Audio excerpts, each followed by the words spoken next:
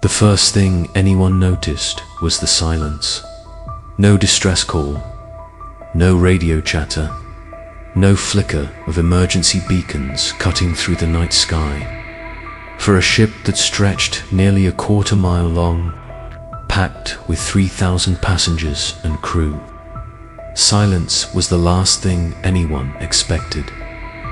2 weeks earlier, the world had been watching live streams of champagne smashing against her bow, glittering confetti raining down, and travel influencers gushing into their cameras. The Neptune isn't just a ship. It's a floating city. Now, that same city was gone. The last official log from the bridge reported calm seas, light winds, and a routine course toward Bermuda. The timestamp read 2:17 a.m., March 14th, 2024. After that, nothing. No updates. No arrival.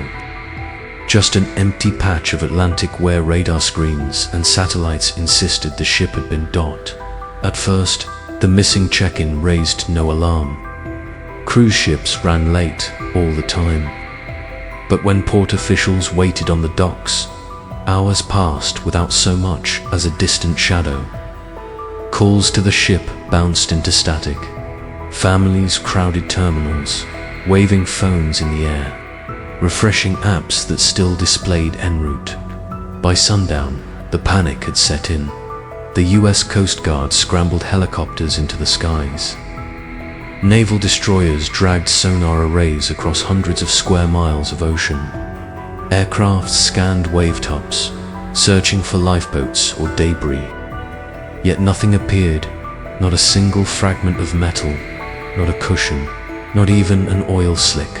On land, families wept before TV cameras, clutching photos of sons and daughters, lovers and grandparents. A child's face appeared on every major network. A 7-year-old girl in a bright yellow dress, grinning on the boarding ramp of the Neptune. Her mother begged for answers between sobs within 48 hours. The world understood.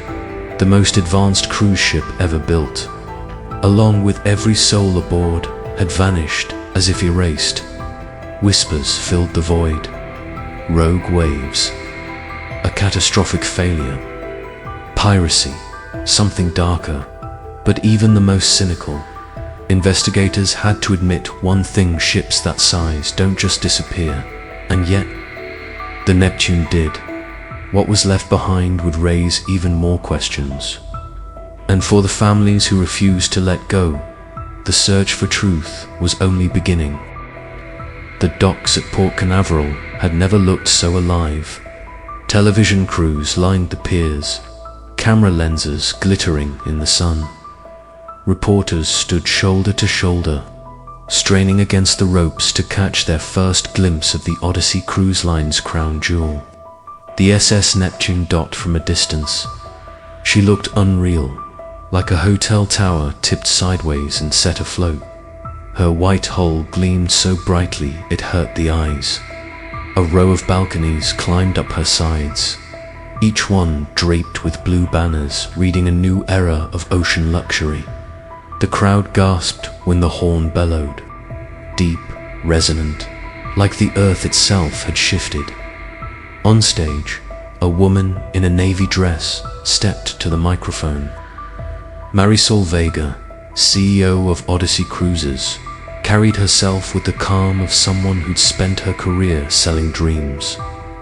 Today, she declared, "We unveil not just a ship, but a marvel of human engineering. The Neptune is safety reimagined, luxury reborn, and the start of a journey none of us will forget." The cameras caught everything. Champagne smashing against steel, confetti erupting in the air, passengers waving their boarding passes like lottery tickets. Among them stood Emma Hale, notebook tucked under her arm, camera bag slung over her shoulder. She wasn't there as press, at least, not officially. Her brother Noah, a travel blogger with a knack for viral drone footage, had begged her to come along. Emma had hesitated. She didn't do vacations. But after months of deadlines and loneliness, she agreed. 7 days at sea, Noah had said. "You'll thank me," on the boarding ramp. She stopped to take it in. The chatter of families corralling kids. The smell of sunscreen and diesel. The flicker of phones held high for selfies. A boy, no older than 10, pointed up at the towering ship. "It's like a spaceship, Dad." His father laughed and ruffled his hair. Nearby, a pair of newlyweds kissed awkwardly for a vlogger's camera. A retired couple leaned on the rail, already wearing matching cruise shirts. Everywhere, the mood was light, electric people stepping into a dream. Inside, the Neptune was a sensory assault.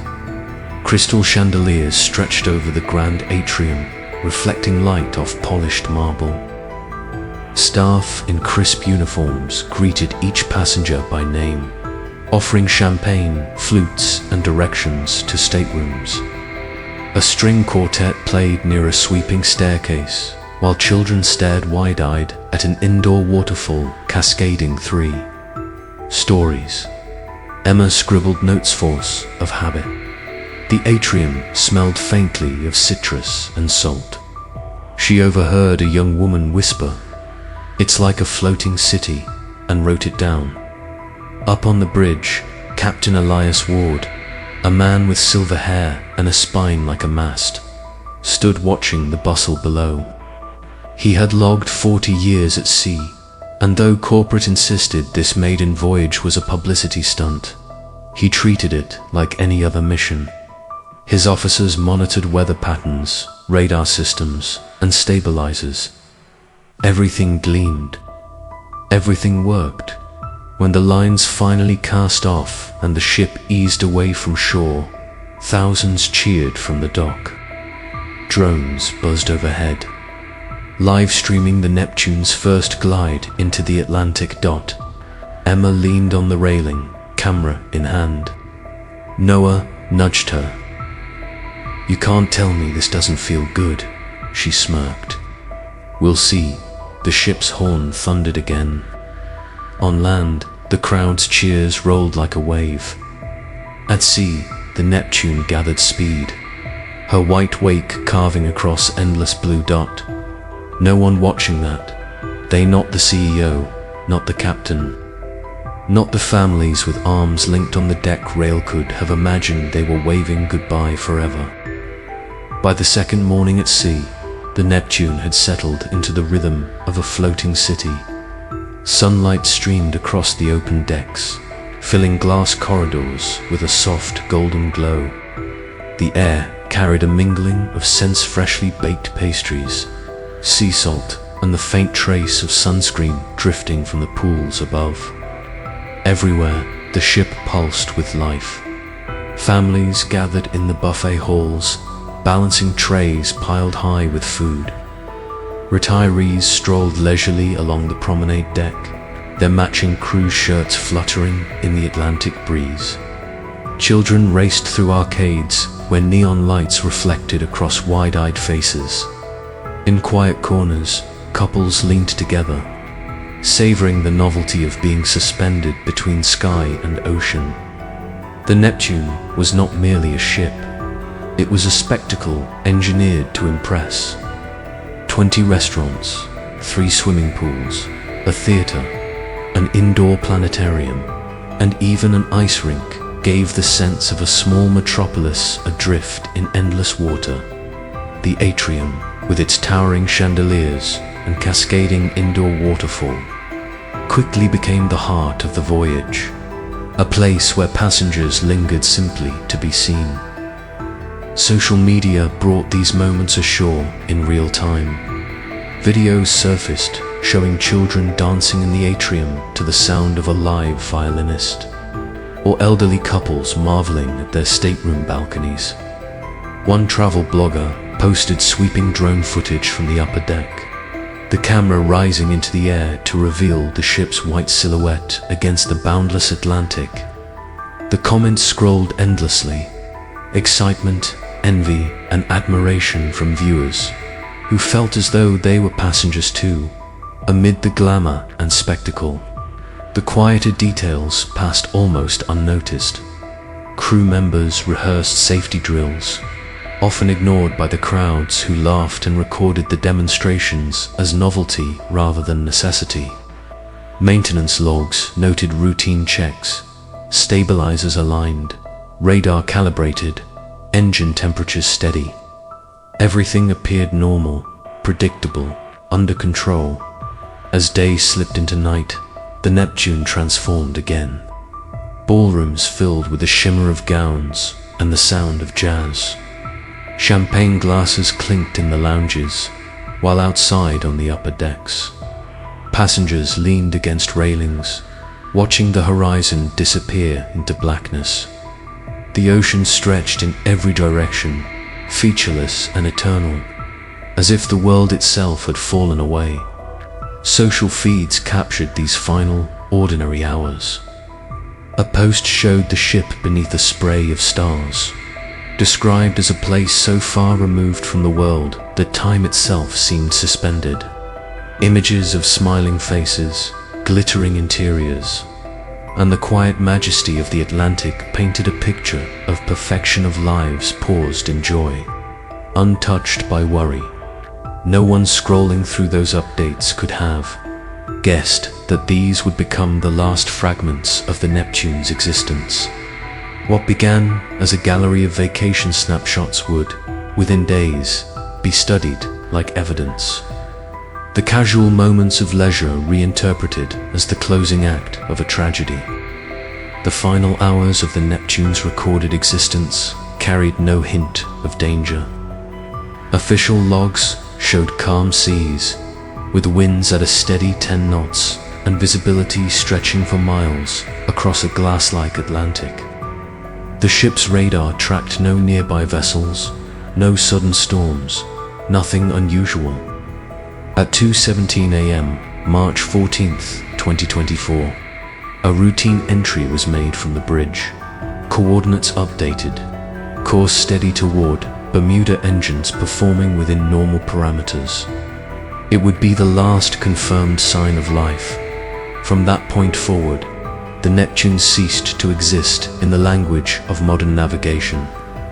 There were no distress signals, no faint echoes on sonar, no sudden activation of emergency beacons. The ship's advanced communication system, designed to automatically trigger alerts in the event of power loss or catastrophic failure, remained silent when morning broke.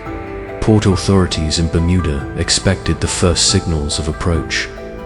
Cruise ships rarely arrive on time to the minute, but they never vanish. As hours passed with no contact, concern began to ripple through the waiting officials. Messages sent to the Neptune bounced back unanswered. Calls through maritime channels produced only static. At first, the delay was explained away. A mechanical hiccup, perhaps. A temporary communication blackout. Even the most cautious observers hesitated to consider anything more. Yet by late afternoon, the mood shifted from inconvenience to unease. Families waiting at the docks began to cluster together, murmuring questions with growing urgency. Mobile phones refreshed endlessly. Cruise apps still displaying the word en route. By nightfall, unease hardened into alarm. A passenger ship of this scale, more than 1,200 feet in length, with nearly 3,000 souls aboard, could not simply disappear, and yet no radar confirmed her presence. No satellite image revealed her trail. The vast Atlantic appeared untouched, as though the Neptune had never crossed it. Within hours, the US Coast Guard initiated formal search and rescue operations. Helicopters lifted from Florida airstrips, sweeping over hundreds of square miles of ocean with infrared scanners.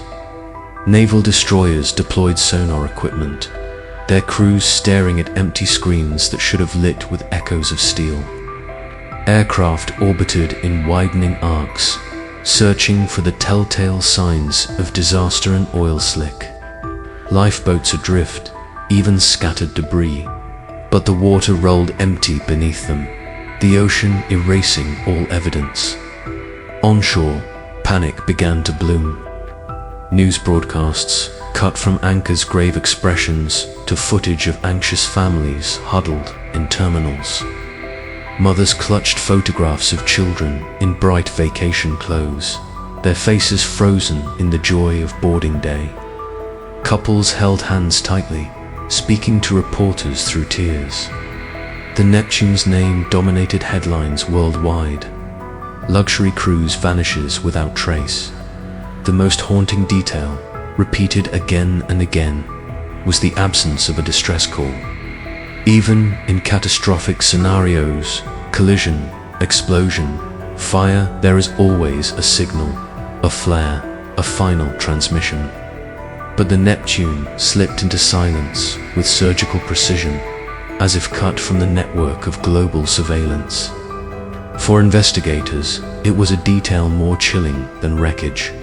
By the second day, the scope of the search expanded dramatically. Satellite feeds were reviewed frame by frame, tracking every vessel within the region. Neighboring countries were drawn into the operation, their coast guards sweeping distant waters. The Atlantic, vast and merciless, yielded nothing. Families, once hopeful for explanations, now found themselves trapped in a cycle of grief and disbelief. At airports, fathers held children who asked where their mothers were. Grandparents whispered prayers. Social feeds filled with desperate police requests for any scrap of information, theories exchanged like lifelines. Posts that had once been casual vacation updates now became eerie relics, replayed and analyzed by strangers around the world. Meanwhile, at maritime command centers, frustration deepened. Investigators checked the ship's transponders, emergency beacons, and digital backups, only to find silence across every channel. Nothing indicated sabotage. Nothing suggested weather interference. The Neptune had passed through a region under constant satellite watch, yet somehow left behind no shadow. The realization was stark. A vessel longer than the Eiffel Tower was gone, swallowed whole by nothing.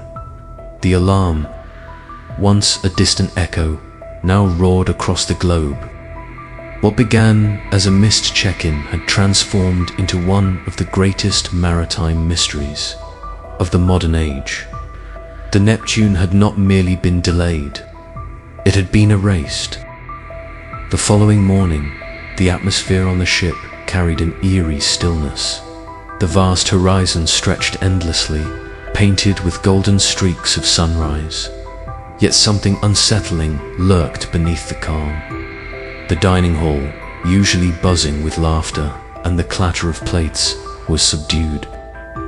A whisper had already begun to ripple through the crowd. Someone had not returned to their cabin the night before. By mid-morning, the name surfaced. One of the young students, Emily Clark, was missing.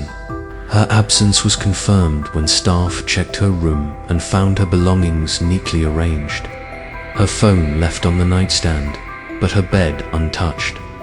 The sight of her untouched belongings, as though she had simply vanished into the air, sent a shiver through even the most skeptical passengers. The ship's security initiated a sweep, locking down common areas and retracing the girl's last known steps. Surveillance footage showed her laughing with friends at the deck party, captured in brief fragments of joy dancing under string lights, sipping a soda, leaning against the railing while staring at the endless ocean. But then, as the footage neared midnight, the trail ended. The cameras showed nothing beyond the laughter fading into shadows. Emily had slipped beyond the gaze of the ship's unblinking eyes. Rumors erupted like wildfire. Some whispered of an accidental fall overboard. Others insisted on something far more sinister. Her friends denied she had been drinking, and no signs of struggle were found on deck.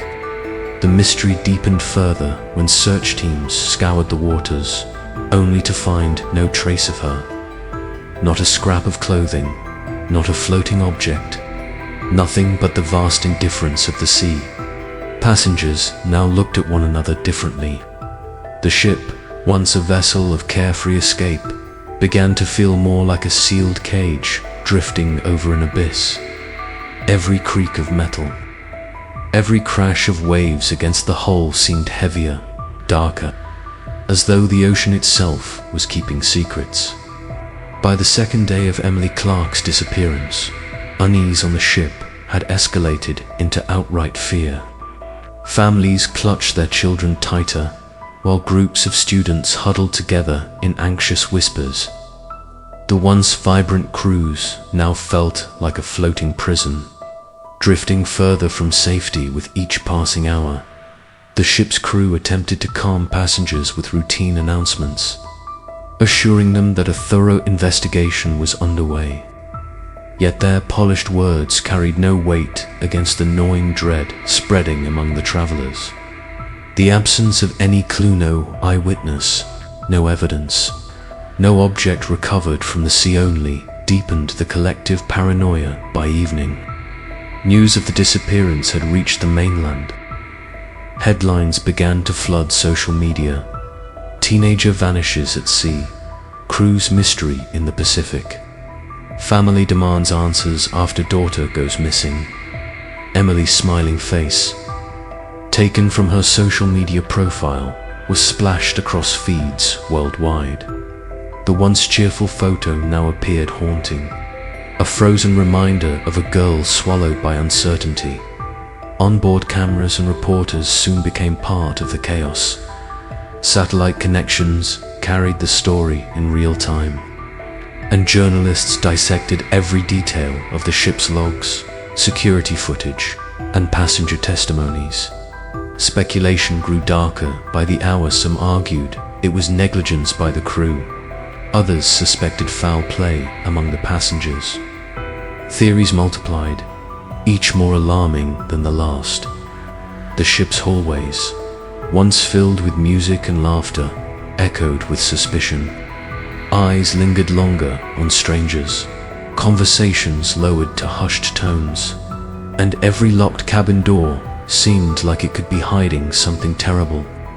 Passengers began to realize that until the mystery was solved, they were living inside it.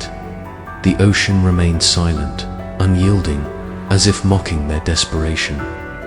The waves erased all traces of truth, leaving only questions that clawed at the minds of everyone aboard. Would you like me to move into Act 2? Scene 4. The shipboard investigation intensifies with unexpected discoveries. The investigation on the Odyssey of the Seas grew more desperate by the hour. What had begun as a missing person case now loomed as something far more sinister. The ship's captain ordered an exhaustive sweep of every deck, every cabin, and every restricted section of the vessel. Teams of crew members, security staff, and volunteers combed through the labyrinth of corridors, storage areas, and even ventilation shafts. Yet the search yielded nothing. No stray belongings, no signs of a struggle, not even a single camera frame that explained Emily Clark's disappearance. It was as though the young girl had been erased from existence the moment she vanished. Ship security released carefully worded updates to passengers, but behind the polished language lay panic. Surveillance systems, boasting the latest in facial recognition and tracking technology, had somehow failed to capture Emily's final movements. Key footage hours of appeared corrupted, the digital files flickering into static at the precise moments investigators needed most. The anomaly was impossible to ignore. This was a vessel advertised as the most technologically advanced ship on the Pier Seas, equipped with redundant systems and backups.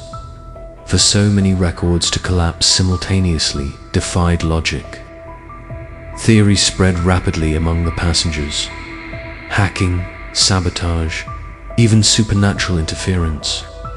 Each possibility fed the growing hysteria. Outside, the vast ocean stretched endlessly, a liquid desert offering no clues. The captain ordered the ship to reduce speed and adjust its course in hopes of retracing possible paths where Emily could have fallen overboard. Rescue boats scanned the waves. Helicopters circled from nearby coast guards, once alerted, but the sea gave back nothing. No life jacket, no clothing, no trace of human presence. Families wept quietly in their cabins, some refusing to eat, while others confronted crew members in frustrated desperation. Emily's parents clung to hope, demanding answers that no one could provide. The mystery deepened into something unprecedented. For the first time in maritime history, a cruise ship that promised complete safety and luxury was at the center of a vanishing that technology itself seemed unable to explain. And beneath the mounting fear lay a chilling realization: this was only the beginning. As the odyssey of the seas drifted deeper into the Pacific, a heavy stillness settled over the decks. The disappearance of Emily Clark was no longer just a tragedy. It had transformed the ship into a vessel steeped in dread. Every creak of the hull, every shift of the waves, carried with it an unnerving echo, as if the ship itself were whispering secrets no one could hear. Passengers began to notice strange details they had once overlooked. Doors that had been locked at night were found ajar by morning. Lights in certain hallways flickered without cause, though engineers insisted the electrical systems were flawless. Some swore they heard footsteps in the empty corridors at midnight, slow and deliberate, only to find no one there when they turned. Rumors flourished in the void of explanation. Whispers of a curse spread among superstitious travelers, while others insisted the ship had sailed through something unnatural, a pocket of ocean that defied reason. A few passengers confessed to dreams too vivid to dismiss, recurring visions of drowning, of endless dark waters swallowing the vessel whole, of voices calling from beneath the waves. Crew members worked tirelessly to restore calm, but even their composure began to crack. Fatigue showed in their eyes. Their reassurances sounded rehearsed, hollow. The captain, once a commanding figure, grew increasingly withdrawn, his announcements brief and sterile. The more he tried to project authority, the more his unease became transparent. The luxury liner that had begun its voyage as a floating paradise now felt like a ghost ship. Entertainment halls were deserted, restaurants half empty, the pool deck silent. People moved in clusters, as if safety could be found in numbers. And beneath it all pulsed an unspoken fear. If one girl could vanish without a trace, who would be next? The ocean around them remained maddeningly indifferent. By day, the waves glittered with deceptive beauty. By night, the black horizon swallowed the ship whole. And in that vast emptiness, the passengers realized they were utterly alone, adrift in an expanse that could hide anything or take anyone. Do you want me to move into Act 2, Scene 6, the first signs of a larger vanishing, where more unsettling disappearances and unexplained gaps begin to surface? The sense of dread that gripped the odyssey of the seas deepened when Emily Clark's disappearance was no longer the only mystery. Within days, reports of other anomalies began to emerge quietly at first. Then, with undeniable urgency, it started with a young couple from Florida. They were last seen at the ship's casino one evening, laughing over a game of roulette. When morning came, their cabin was found empty. Their belongings remained suitcases neatly stacked, clothing still folded, passports untouched, but the couple themselves had vanished. Security footage confirmed they entered their cabin after midnight. No footage existed of them leaving. Next came a family of 3.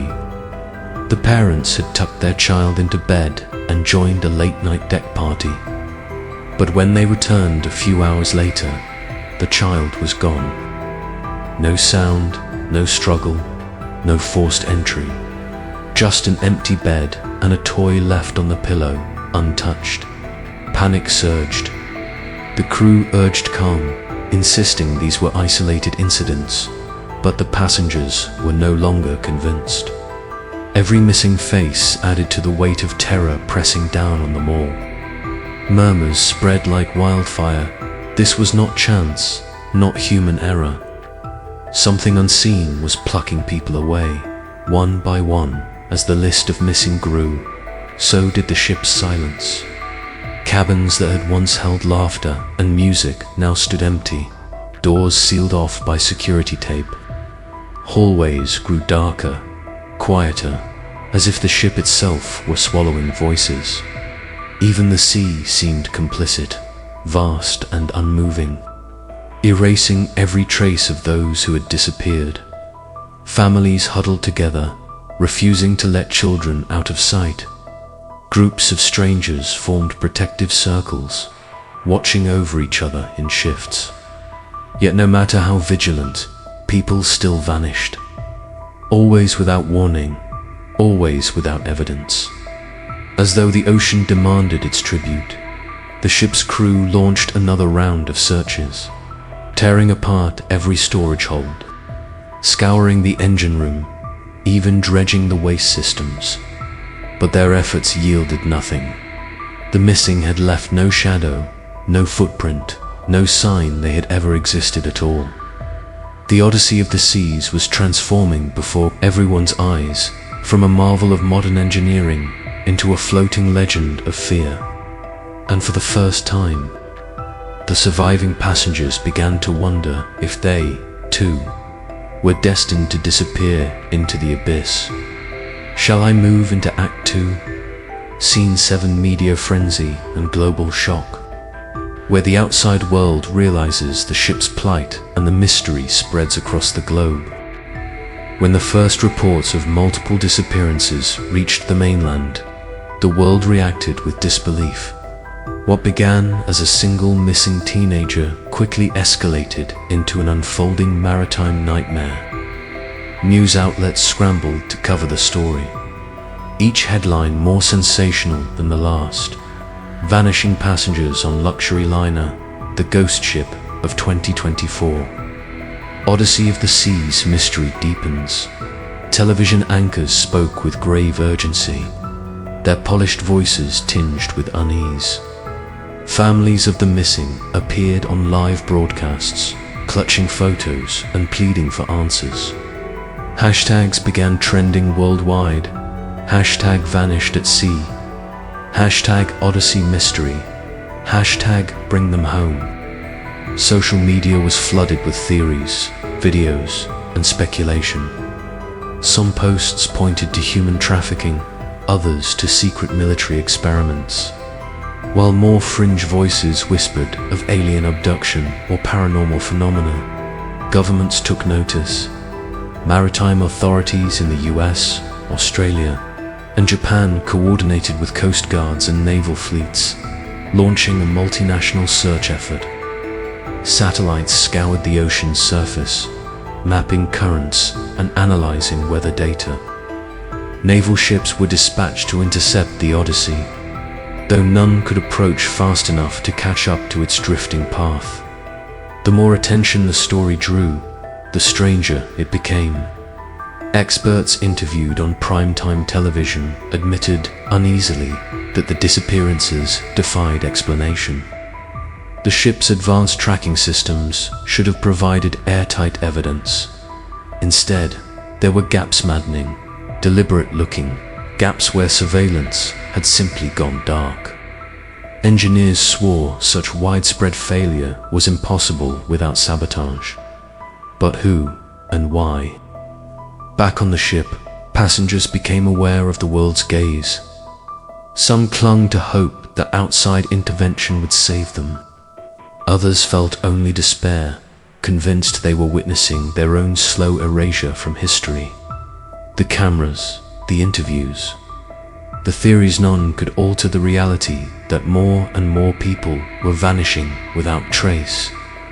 The ocean itself became a character in the global narrative, vast, merciless, and timeless. Commentators reminded viewers that even in the age of satellites and real-time tracking, the sea still covered mysteries no human eye could penetrate. The Odyssey of the Seas, once hailed as the crown jewel of maritime luxury, was now being called the most haunted ship of the century. And as millions watched from their living rooms, one chilling question echoed through every news cycle. If an entire ship could lose its people one by one, how long until the ship itself disappeared? Shall I continue into Act 2, Scene 8, Rising Terror on Board, where the remaining passengers lose trust in the crew and paranoia begins tearing the community apart? The passengers of the Odyssey of the Seas no longer saw their voyage as a journey. It had become a countdown. Each morning was met with a silent ritual. People gathered in hushed clusters, scanning faces to see who was missing now. The tally of vanishings grew steadily, and every new absence was like a crack splitting the fragile surface of their sanity. Trust dissolved quickly. Passengers began accusing one another, convinced the culprit had to be among them. Strangers who once shared meals now eyed each other with suspicion. Parents clutched their children tightly, refusing to let them out of sight even for a moment. Cabin doors were bolted from within. Though locks had proven useless, people still vanished from behind them. The crew attempted to restore order, but their authority had crumbled. Whispers spread that the captain was hiding the truth, that the crew knew more than they admitted. Some passengers demanded to see every corner of the restricted decks, suspecting secret compartments or experiments. Others swore the crew themselves were responsible, orchestrating the disappearances for reasons too dark to name. The luxury ship, once filled with music and laughter, now pulsed with paranoia. Empty dining halls echoed with silence. Pools and theaters sat deserted, abandoned like relics of a happier world. In their place came the sound of muffled sobs, shouted accusations, and the steady, hollow creaking of the ship as it pressed forward into an endless horizon. Nights were the worst. The disappearances often struck in the dark, when exhaustion forced people into restless sleep. Some passengers refused to sleep at all, taking turns keeping watch. Yet even the most vigilant guards awoke to find their companions gone, snatched away by forces unseen. The ocean outside remained unnervingly calm, as though mocking the chaos inside. The moonlight glittered on the water's surface, serene and indifferent, while terror consumed the hearts of those trapped aboard.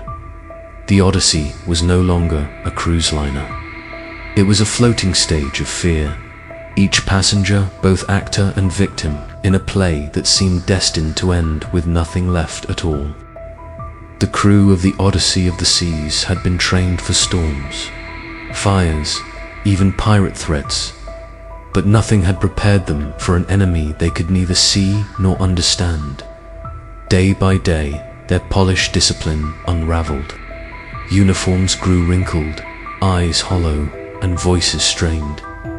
The once confident crew now looked like prisoners themselves, trapped aboard a ship that seemed determined to consume its people.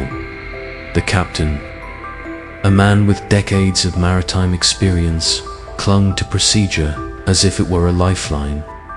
He ordered repeated head counts, endless security sweeps, and constant maintenance checks. But every tally ended with more names missing. Every sweep turned up nothing, and every system showed no fault. Each failure chipped away at his composure. His daily announcements grew shorter, his voice more brittle, until eventually some passengers whispered he was speaking only to reassure himself. First officers argued openly on the bridge.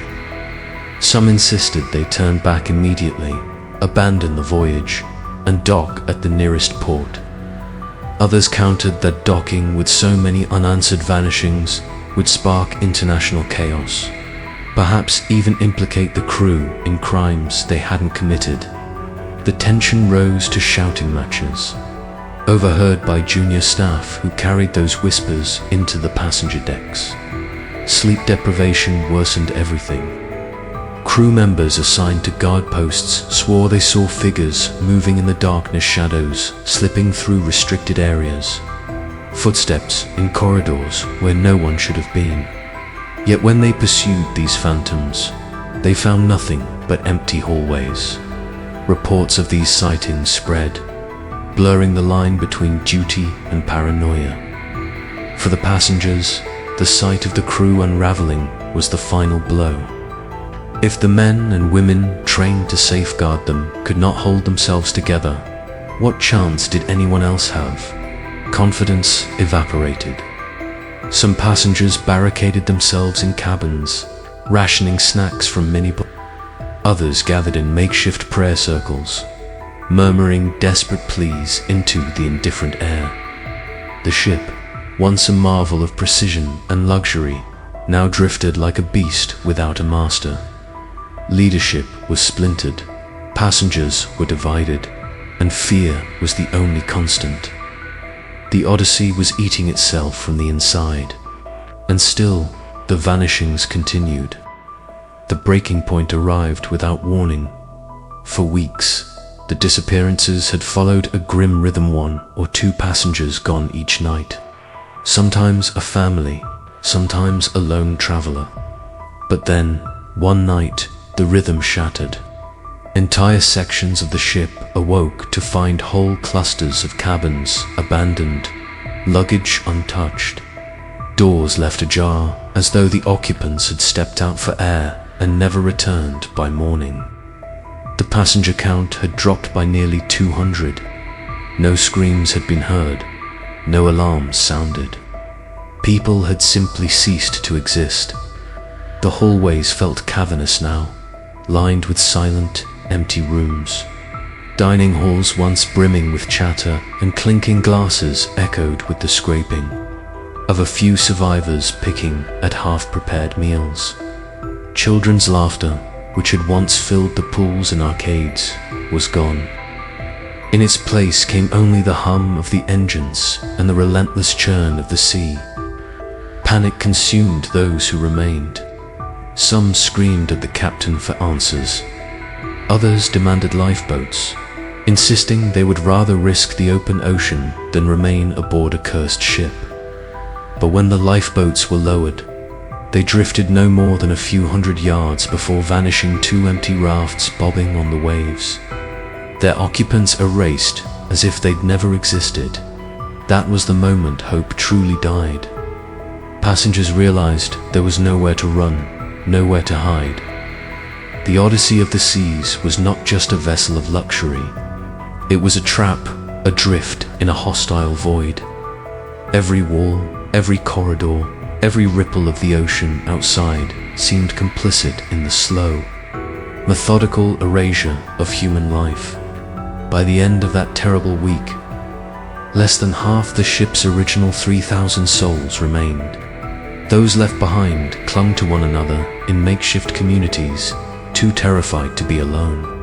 They moved like ghosts through the hollowed decks, haunted not only by the missing, but by the knowledge that they, too, were living on borrowed time. The ship pressed forward into endless waters, stripped of its joy, stripped of its people, moving silently toward a fate that no one could name. By the time word of the mass vanishings reached the outside world, the story had become the single most watched crisis on the planet. What had begun as a curiosity in maritime news now dominated global headlines 24 hours a day. The Odyssey of the Seas was no longer just a missing person mystery. was the stage of a catastrophe. Unfolding in real time, governments scrambled to respond. Naval fleets from the United States, Japan, and Australia diverted from their usual patrols to sweep the Pacific. Satellites tracked the ship's movements with obsessive precision, relaying its position minute by minute. Coast Guards launched aircraft, scanning thousands of square miles of seafloor debris or survivors. Yet, despite the enormous machinery of global power turning its gaze toward the liner, the truth remained out of reach. Press conferences unfolded daily, featuring admirals, scientists, and government officials. They spoke in measured tones, emphasizing ongoing efforts, but their words were brittle. Behind the scripted updates lurked a fact they dared not say aloud. The world's most advanced technology could see the Odyssey moving through the ocean, but it could not explain what was happening on board.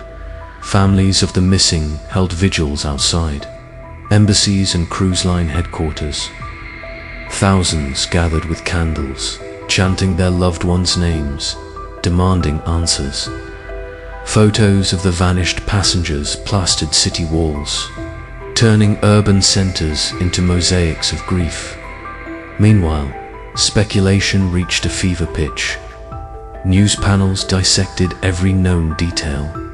Was it sabotage? A covert experiment gone wrong? Pirates with unprecedented capabilities?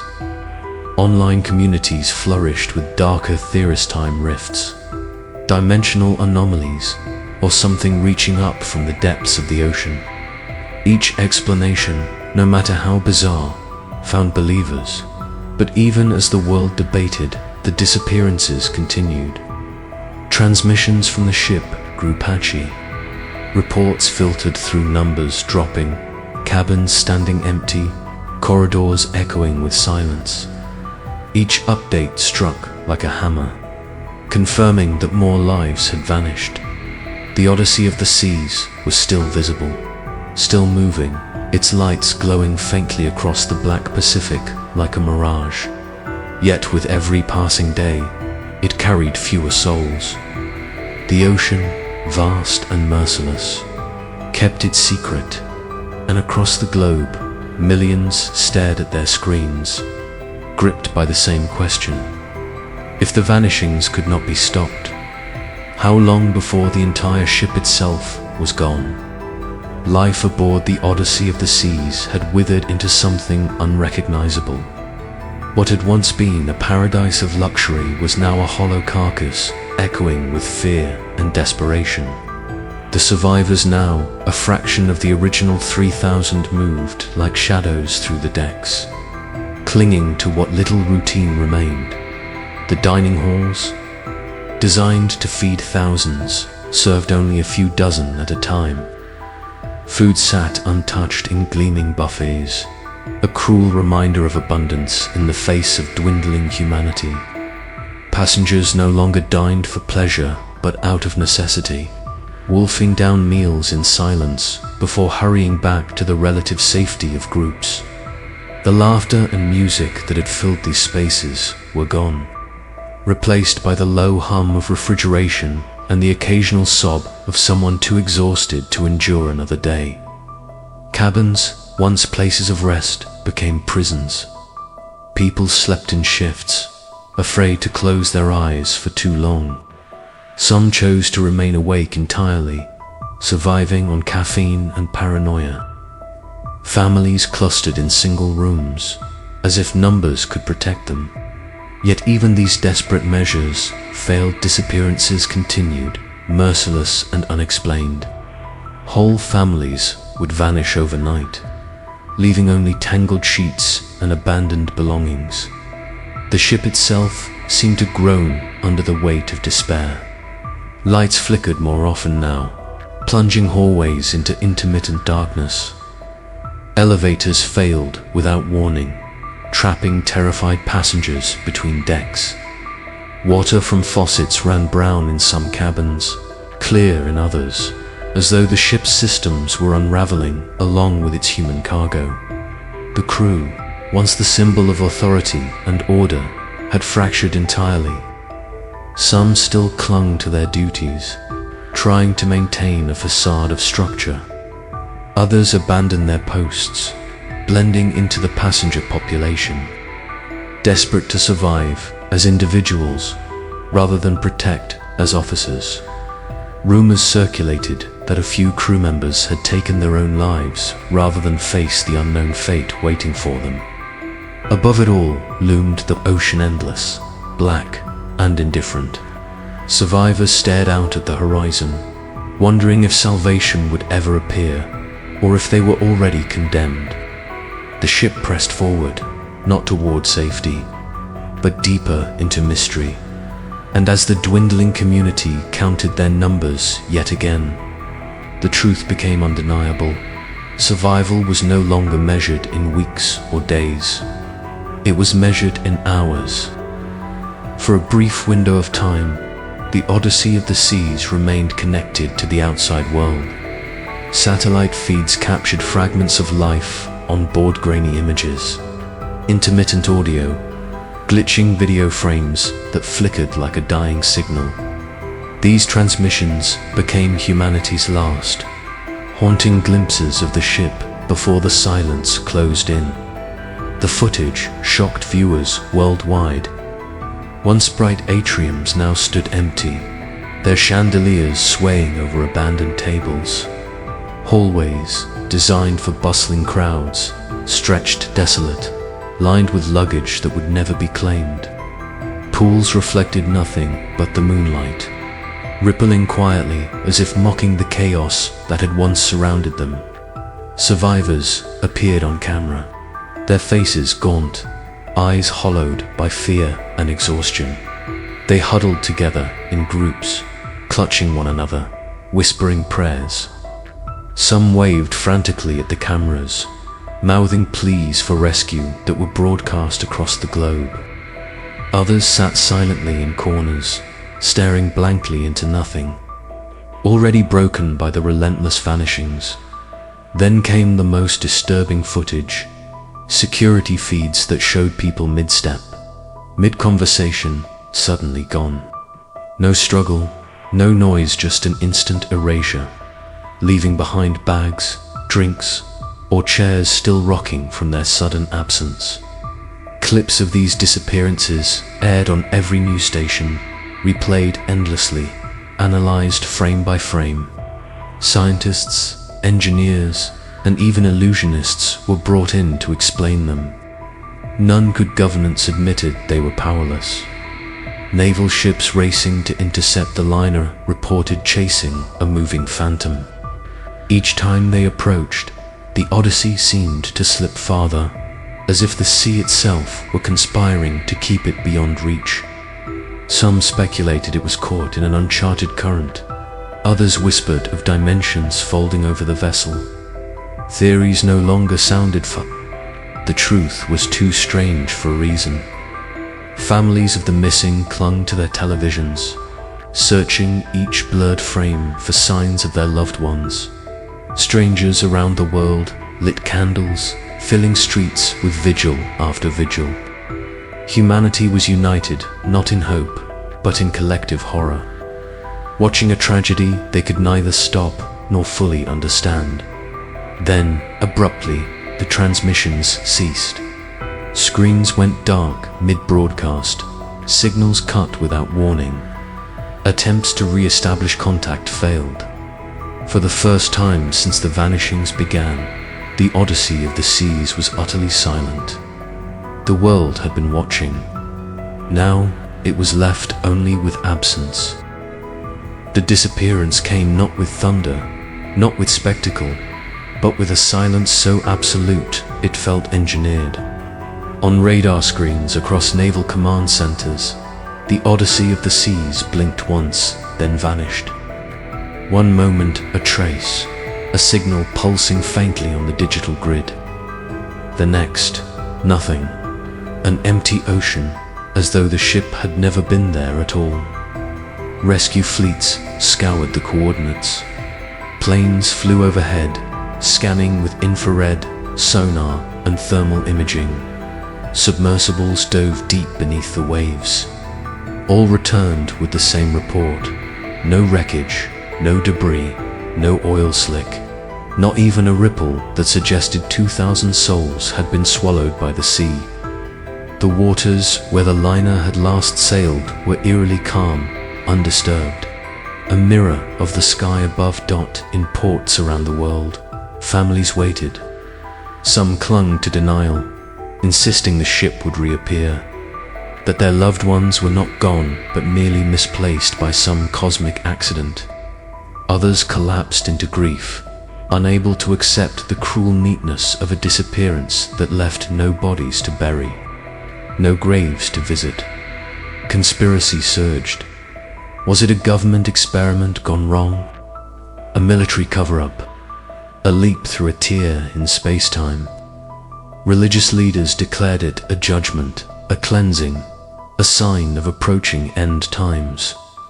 Scientists dismissed such notions, but offered nothing better, only hollow words about anomalous phenomena and unexplainable variables. But for those who had watched the final transmissions, the vanishings on camera, the terror in the survivors' eyes, explanations no longer mattered. What lingered was the image of human beings erased as easily as chalk on a board, their stories cut mid-sentence, their existence swallowed by something the world could not name. And in the silence that followed, the sea itself seemed complicit.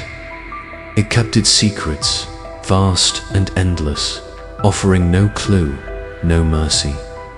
The odyssey of the seas was gone, and in its absence, it left only questions that would outlive generations. Whispered in classrooms, debated in documentaries, dramatized in films. Yet no matter how many theories rose and fell, no answer could undo the void it carved into human memory. It was no longer just a ship lost at sea. It was a wound in history, permanent, unhealed, and terrifying.